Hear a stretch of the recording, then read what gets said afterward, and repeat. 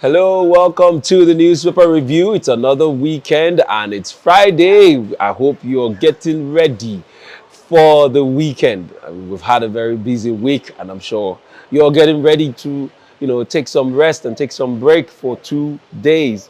You're welcome. This is where we bring you the headlines across newspapers around Nigeria. So if you're ready, let's do this together from right here. I'll be doing it with Victor Sioko. You're welcome. Thank you, sir. Yes, and so together we're going to go through the headlines. So join us by dropping your comments and the reactions on the comment section. We'd really love to hear what you think about these headlines we'll be talking to you about very shortly. Without wasting time, let's go and see what the headlines look like on the Punch newspaper for today, the 28th day in the month of April 2023. And on the Punch here, we see as headline, National Assembly leadership, Tinubu governors dump consensus for zoning. We also see here federal government plans supplementary budget as NEC suspends subsidy removal. Over 60,000 soldiers recruited under my watch, says Buhari. Adegoke's death, court reserves judgment in Adedoyin orders trial. No government can solve all problems, says Ezekwesili. You find that right there on the pages of the Punch newspaper. So do well to pick up a copy and read up details of the story. Moving downwards, we see $2.4 billion diversion claim, baseless. Malami speaking there. All right, so make sure you pick up the Punch newspaper for details of the story. But Victor, I'm going to come to you. So subsidy removal that we've been hearing for months, and sometime in 2012, where Goodluck Jonathan was making attempts to remove it, but he didn't succeed. Here we are again with subsidy removal. We're still going back and forth. Even with the incoming government, they are saying we're going to remove it sometime in April.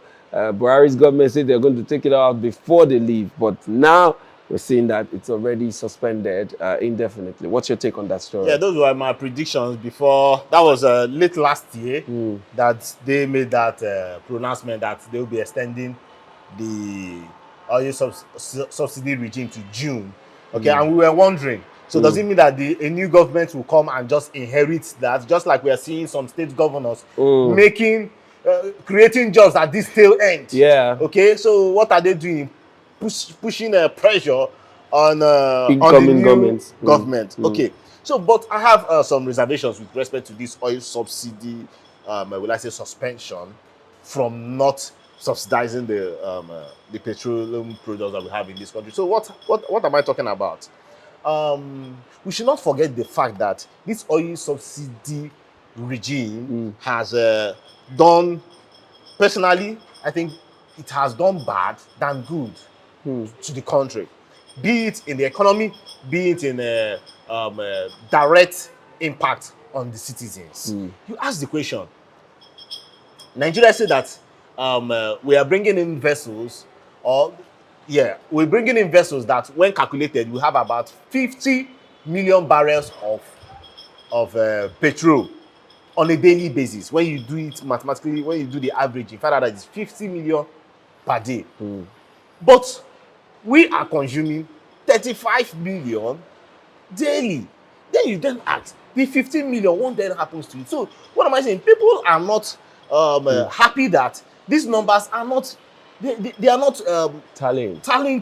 They are not tallying, and that has caused some kind of question that, see, this oil subsidy, the money that is being used to subsidize this oil, there are some persons, some elements out there that are making the country, and they are not bringing out those facts to say that, see, this money is spent rightly in a country that we are highly indebted, in a country that we are owing about $100 billion. That is 40 trillion naira. We are talking about 2 times of our budgets, of our yearly budgets that we are not even meeting. Nigeria is so indebted. We don't need to be wasting money. We are wasting so much money. Why do I call it waste? Because we are not even sure of this money that we are spending, whether we are spending it on the right course. So it's really disturbing. But when you also ask the question, are they going to make the choices for the next regime? I think the answer should be no. But Yeah. is it due? Is it overdue that this subsidy regime should end? I think it is overdue. Yeah, but we also heard from the incoming president, President Bola Ahmed Tinubu, saying that yes, that he's going to take out the subsidy. But what came as a surprise to me was when we heard that the outgoing, that's Buhari's administration, was going to remove the subsidy, and that caused a little bit of discomfort for people like me, because I was wondering how no plans, no proper plans. You just have a few months, less than when we first heard was less than 3 months, just immediately after the elections or so.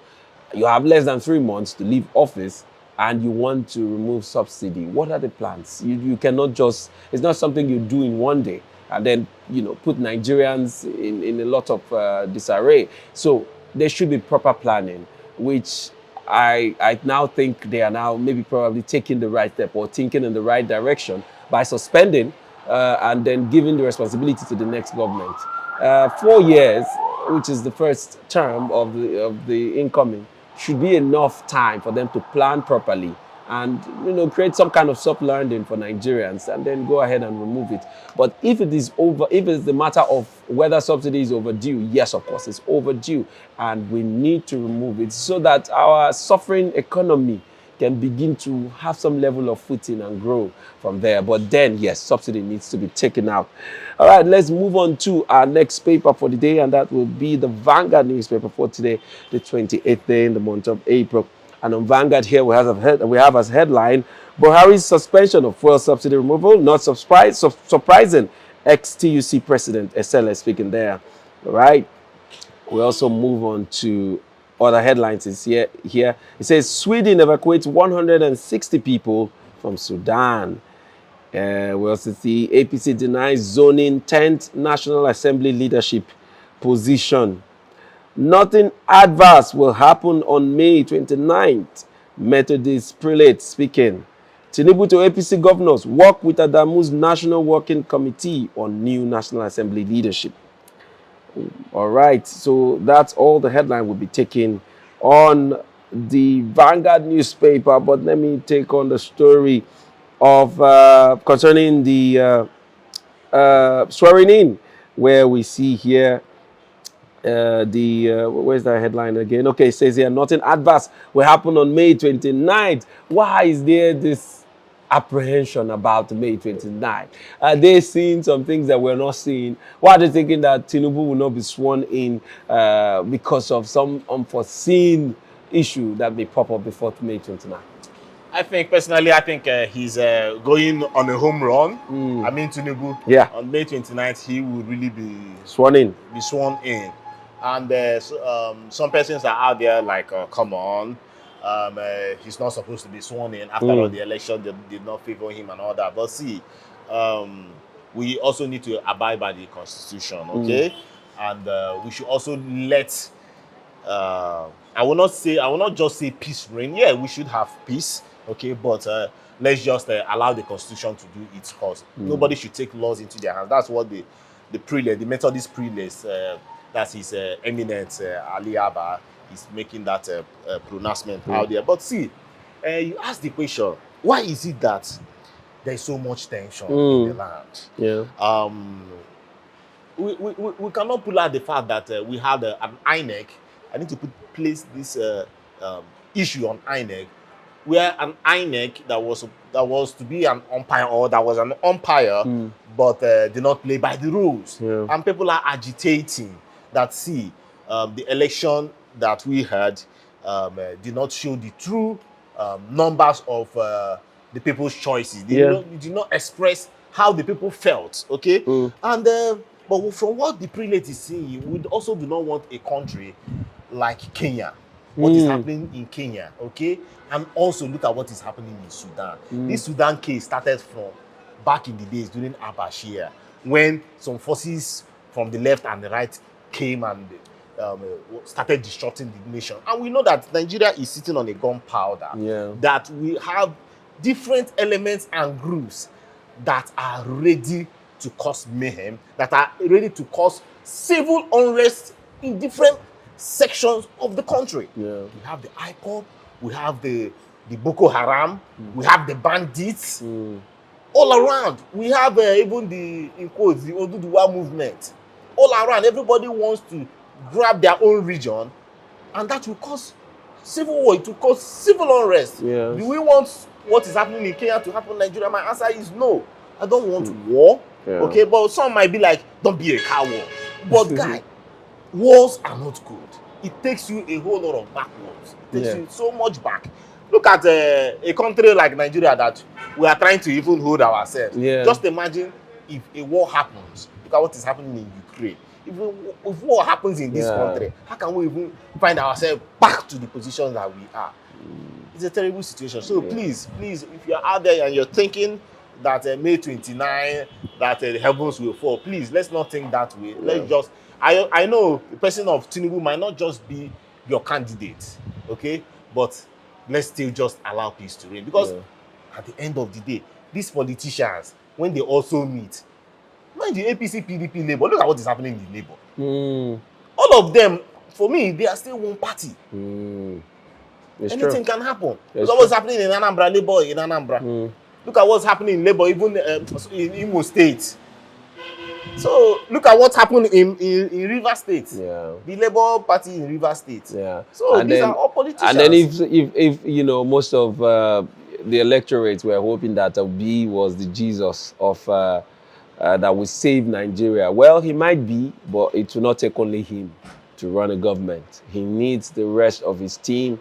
He needs Nigerians, the same people that are in the APC, in the PDP, that have moved to the Labour to want to support, you know, to run his government. So you see why we say that they are all the same. So Obi might have had a very clean record and, you know, might have even won the election, but all of that cannot be proven. So until the tribunal declares him the winner, he's not the winner. It will remain Tinubu that has, you know, been given the mandate that will run. So May 29th must happen. It must happen, and then Nigerians should come to a place of acceptance so that we can be on a progressive path, because any level of agitation or war or whatsoever or anarchy will take us backwards to the point that even you that started, generations to come will feel it. If till today we're still trying to recover from the civil war, so we don't want to experience another crisis. Sudan, I feel sorry for them because they've just plunged themselves in a journey of, you know, maybe 20 years of backwardness, and it will take them a lot of time. They are still an underdeveloping country.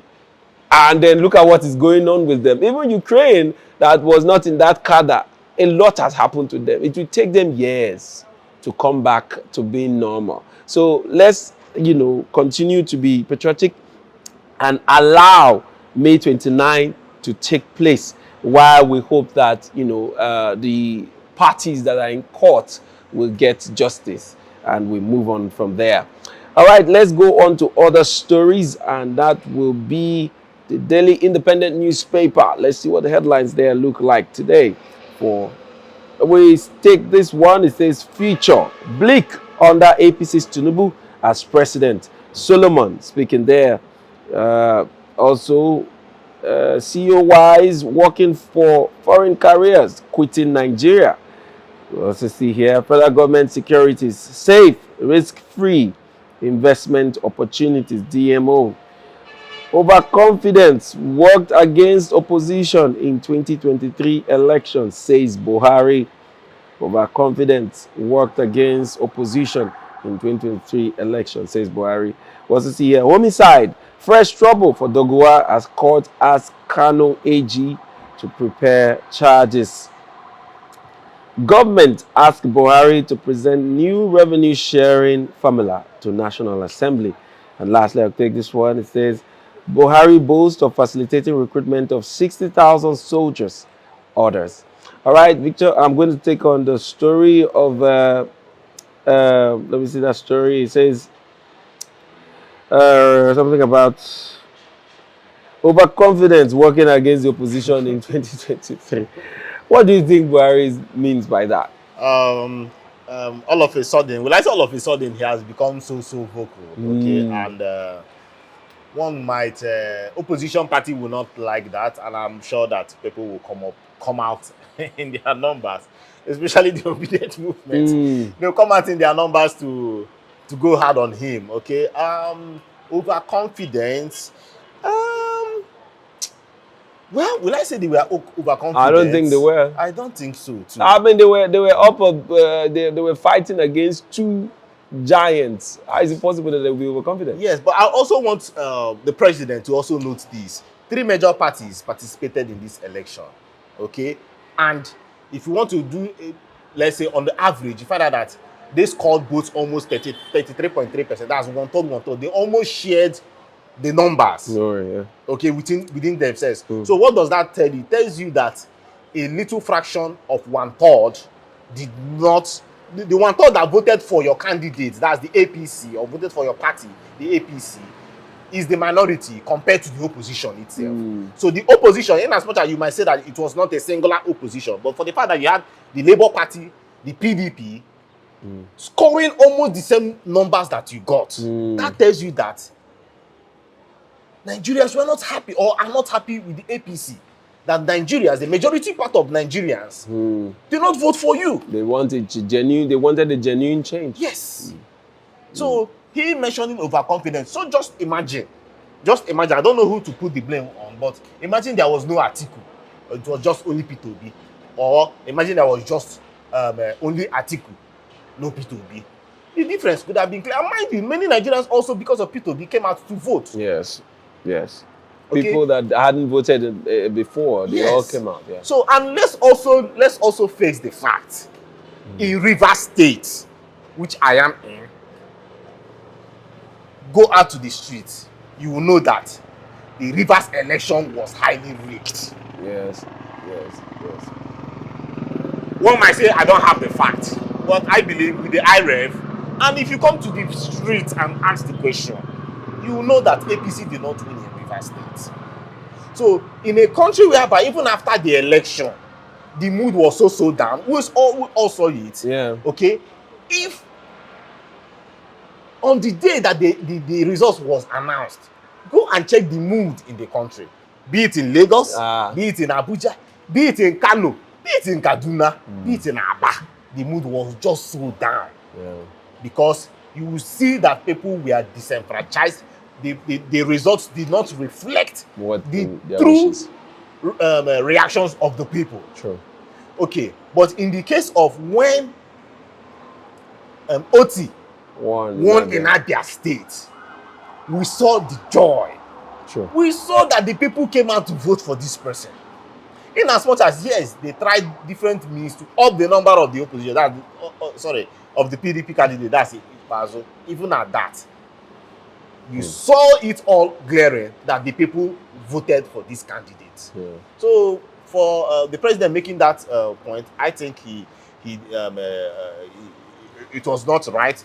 One might say it's opinion, and he also made another significant point. What did he say? That he will be staying in Daura for 6 months. Mr. President, that Castina, your state Castina, is it better off now than what it was the past 8 years? Castina has seen so much terror. What about Kaduna? The Kaduna that he is going to live, he's going to live in Kaduna actually. He wants to take 6 months rest in Daura. After May 29, stay 6 months, then move to Kaduna. The same Kaduna that we saw what happened even during the train attack, bandits all over the flanks of Kaduna, and he had the body to say that El Rufai has really done well. My brother and my sister, who are we deceiving in this? Because we keep seeing the opposite of what most of these politicians say every day. I don't know whether they say these things to try to make them have a good face, but the reality on ground is not the same as what they give us. And I don't know where the president is getting these stories from, but then I hope he listens to the street, because it's not the same as what he's saying.